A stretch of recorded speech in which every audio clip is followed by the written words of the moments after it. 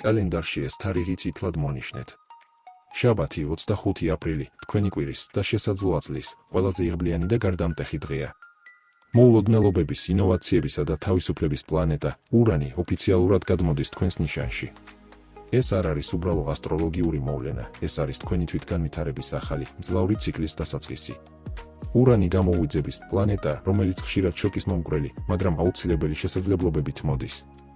გაიხსენეთ 2025 წლის ივლისი, ნოემბერი. ურანმა თქვენს ნიშანში პირველად 2025 წლის ზაფხულსა და შემოდგომაზე შემოიხედა. დაფიქრდით, რა მოხდა მაშინ თქვენს ცხოვრებაში? რა ახალი იდეა ან ადამიანი გამოჩნდა? რა შეიცვალა თქვენს ხედვაში? სწორედ იმ თემებს დაუბრუნდებით მომდევნო დღეებში, ოღონდ ამჯერად ბევრად უფრო მყარად და მასშტაბურად.